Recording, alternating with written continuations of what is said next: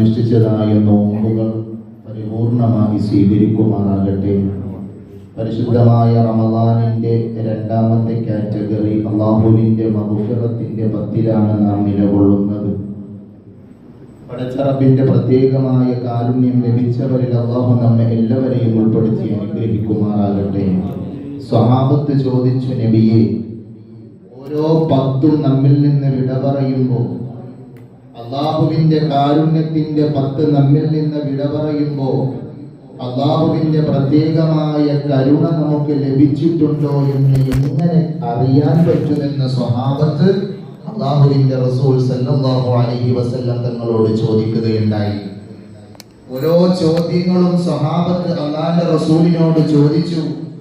ഹബീബ് സല്ലല്ലാഹു അലൈഹി വസല്ലം അവിടുന്ന് മറുപടി പറഞ്ഞത്, പടച്ച റബ്ബിന്റെ ആദ്യത്തെ 10 അല്ലാഹുവിന്റെ കാരുണ്യം ലഭ്യമായവർ ആര്, അവർക്കുള്ള അടയാളം എന്ത് എന്ന ചോദ്യത്തിന് അല്ലാഹുവിന്റെ റസൂൽ മറുപടി പറഞ്ഞത്, രണ്ടാമത്തെ 10ലേക്ക് 10 മടങ്ങ് ആവേശത്തോടുകൂടി ഇബാദത്ത് ചെയ്യുന്ന ഒരു മനുഷ്യനെ കണ്ടുമുട്ടിയാൽ അവന് അല്ലാഹുവിന്റെ ഒന്നാമത്തെ 10ൽ റഹ്മത്ത് ലഭ്യമായി എന്ന് നബിയുന മുഹമ്മദ് മുസ്തഫ സല്ലല്ലാഹു അലൈഹി വസല്ലം. നമ്മുടെ നാട്ടു നടപ്പ് എങ്ങനെയാണ്?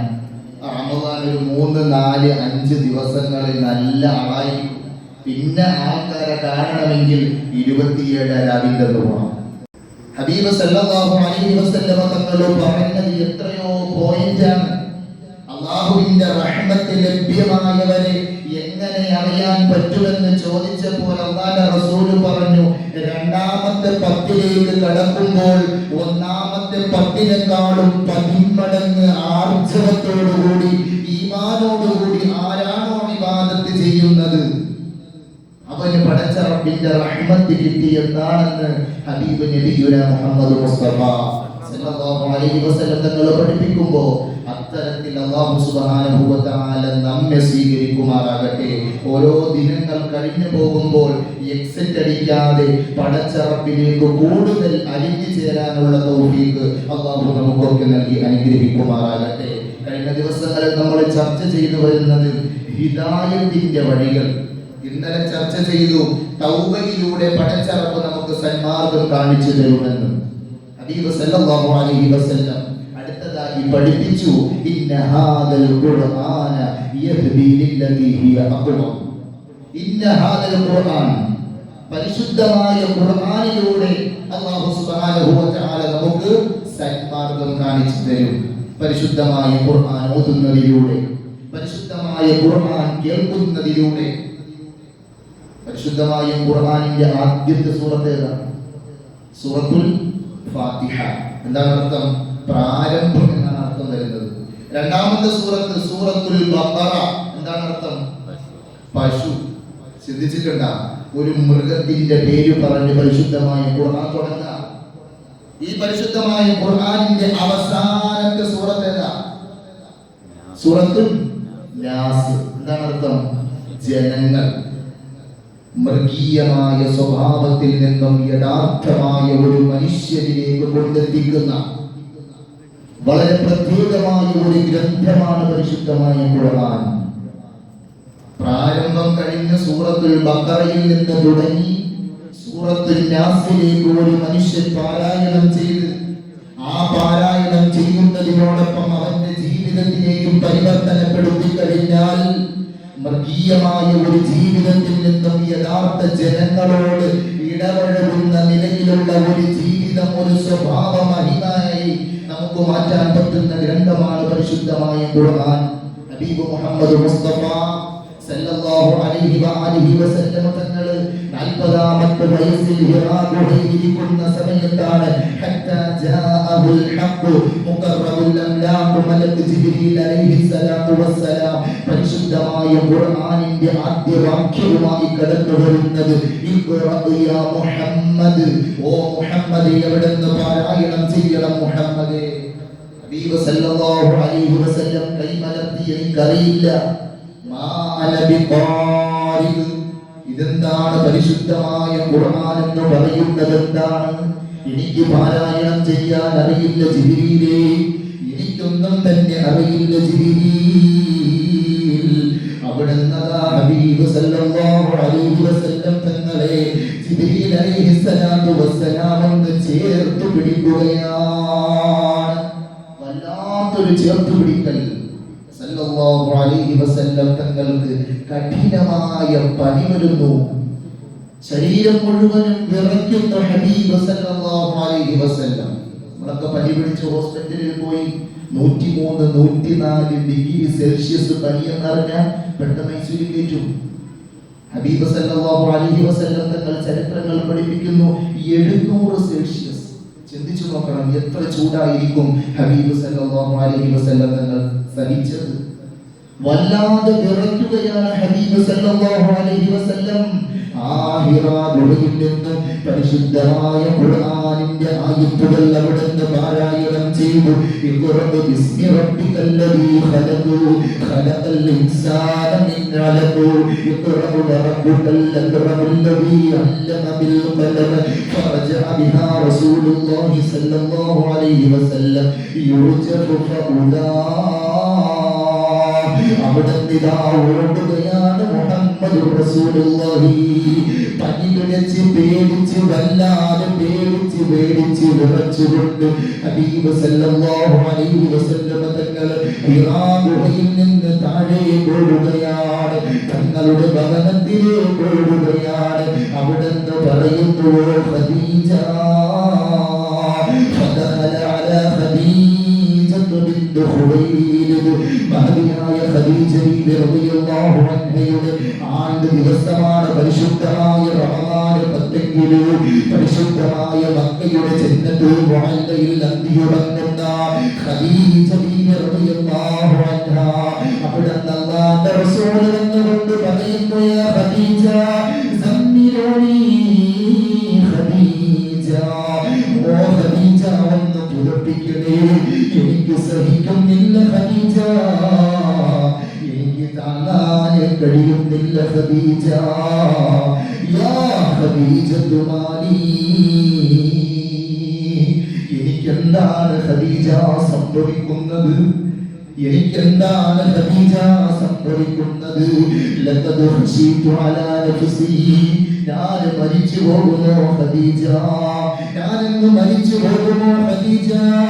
എനിക്ക് എന്റെ ശരീരത്തിനെ നിയന്ത്രിക്കാൻ കഴിയുന്നില്ല ഖദീജ. എനിക്ക് എന്റെ ശരീരത്തിന്റെ ആവുന്നതായ വേദന സഹിക്കാൻ കഴിയുന്നില്ല ഖദീജ. ആ സമയത്ത് ഭാര്യയായ ഖദീജ ബീവി അവിടുന്ന് പറയുകയാണ്, കല്ലാ അബ്ശിർ, ഓ നബിയേ ആശങ്ക വേണ്ട നബിയേ, തങ്ങള് പേടിക്കേണ്ട നബിയേ, തങ്ങള് സന്തോഷിക്കണം നബിയേ. യഥാർത്ഥമായി ഒരു ഭാര്യ ഭർത്താവ് എങ്ങനെയായിരിക്കണം? വളരെ ബേജാറോടുകൂടി, അതല്ലെങ്കിൽ നല്ല ഡിപ്രഷനോടുകൂടി കയറി വരുന്ന ഭർത്താവിനോട് എങ്ങനെയായിരിക്കണം ഭാര്യ പെരുമാറാനുള്ളത്? ഏതെങ്കിലും ചില സമയങ്ങളിൽ ശാരീരികമായി ഉണ്ടാകുന്നതായ വേദനകൾ, യാതനകൾ സഹിക്കുന്ന ഒരു സ്ത്രീയോട്, ഭാര്യയോട് എങ്ങനെയായിരിക്കണം ഭർത്താവ് പെരുമാറാനുള്ളത്?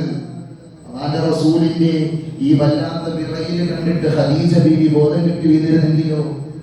ഖദീജ ബീവി അവിടുന്ന് ഊർജ്ജം കൊടുക്കുകയാണ്, ഓ നബിയേ, തങ്ങൾ പേടിക്കണ്ട നബിയേ, തങ്ങൾ വിഷമിക്കണ്ട നബിയേ, തങ്ങൾ പ്രയാസപ്പെടണ്ട. വല്ലാഹി ലാ യുഖ്സികല്ലാഹു അബദാ.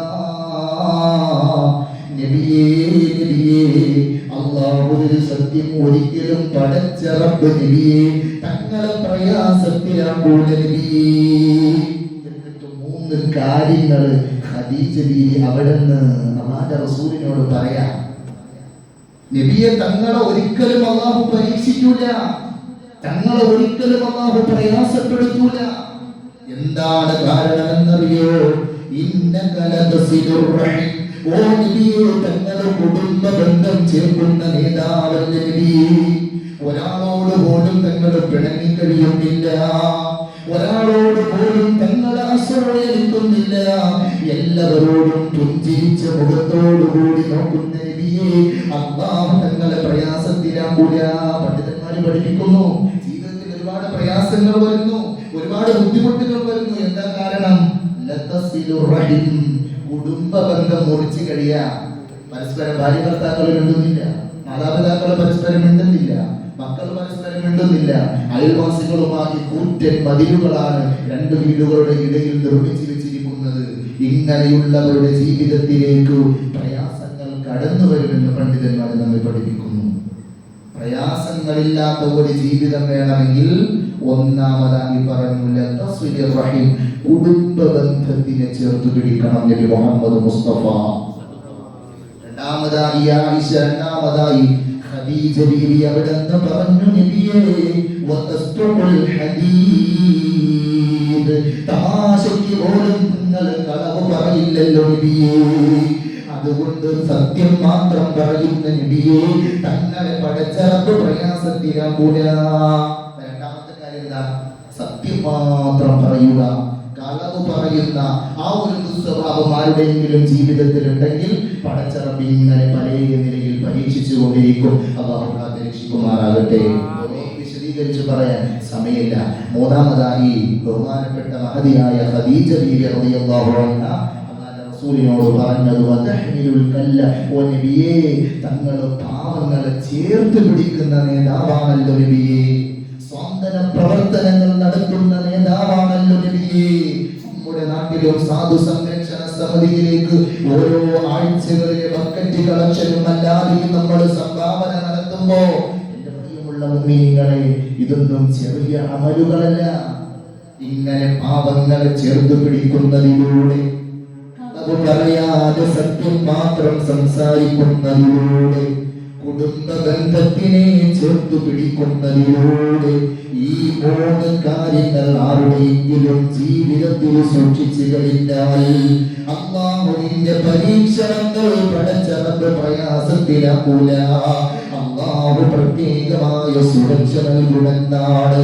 അതല്ലേ അല്ലാഹുവിന്റെ റസൂലിനോട് ഖദീജ ബീവി പറഞ്ഞത്, നബിയേ വല്ലാഹി ലാ യുഖ്സിക അല്ലാഹു അബദാ. ഈ മൂന്ന് കാര്യങ്ങളിലും 100% അവിടുന്ന് പുലർത്തുന്നത് കൊണ്ട് ഒരു കാരണവശാലും അല്ലാഹു തങ്ങളെ കൈവെടിയോ നബിയേ. ഇത്രയും ചരിത്രം പറഞ്ഞത് ഈ മൂന്ന് കാര്യങ്ങൾ മനസ്സിലാക്കാൻ വേണ്ടിയിട്ടാണ്. അല്ലാഹു മനസ്സിലാക്കാൻ തൗഫീഖ് നൽകി അനുഗ്രഹിക്കുമാറാകട്ടെ. പരസ്പരം പിണങ്ങി കഴിയുന്നവരോട് നാം അങ്ങോട്ട് പോയി ബന്ധം പുലർത്തുക. ലിവജില്ല, അല്ലാഹുവിന് വേണ്ടി. ഒരു കാരണവശാലും കളവ് പറയാതെ ജീവിക്കുക. പടച്ച റബ്ബിന്റെ പ്രത്യേകമായ സഹായം ഉണ്ടാകും. അല്ലാഹു തൗഫീഖ് നൽകി അനുഗ്രഹിക്കുമാറാകട്ടെ. പരിശുദ്ധമായ റമദാൻ കൊണ്ട് വിജയിക്കുന്നവരിൽ, കഴിഞ്ഞുപോയ പരിശുദ്ധമായ 10 റഹ്മത്ത് ലഭ്യമായവരിൽ, കടന്നു വന്നതായ മഗ്ഫിറത്തിന്റെ 10 പടച്ച റബ്ബിനോട് പാപമോചനം ഇരന്നു വാങ്ങുന്നവരിൽ അല്ലാഹു നമ്മെ എല്ലാവരെയും ഉൾപ്പെടുത്തി അനുഗ്രഹിക്കുമാറാകട്ടെ. നമ്മിൽ നിന്ന് മൺമറഞ്ഞുപോയ നമ്മുടെ മാതാപിതാക്കൾ, ബന്ധുമിത്രാദികൾ, മുന്നോറുകൾ പടച്ച റബ്ബ് അവർക്കൊക്കെയും പരിപൂർണ്ണ മഗ്ഫിറത്തും റഹ്മത്തും നൽകി അനുഗ്രഹിക്കുമാറാകട്ടെ. നമ്മുടെ പള്ളിയിലേക്ക് ഇഫ്താർ നടത്തുന്ന ഒരുപാട് സഹോദരങ്ങളുണ്ട്. ഇന്നും ഇഫ്താർ നടത്തിയ സഹോദരൻ അല്ലാഹു സുബ്ഹാനഹു വ തആല അദ്ദേഹത്തിന്റെ ജീവിതത്തിൽ എല്ലാവിധ ഖൈറും നൽകി അനുഗ്രഹിക്കുമാറാകട്ടെ. ആരെല്ലാം ഇങ്ങനെയെല്ലാം ഇഫ്താറുമായി ബന്ധപ്പെടുന്നുവോ, നോമ്പ് തുറയുമായി ആരെല്ലാം ബന്ധപ്പെടുന്നുവോ പടച്ച റബ്ബേ അവരുടെ ജീവിതത്തിൽ എല്ലാവിധ ഖൈറും നൽകണേ അല്ലാഹ്, ബറക്കത്ത് നൽകണേ അല്ലാഹ്, നിഅമത്ത് നൽകണേ അല്ലാഹ്. അർഹമുർ റഹീമായ റബ്ബേ, നമ്മുടെ ഗൾഫ് മേഖല വല്ലാത്ത പ്രതിസന്ധിയിലാണ്.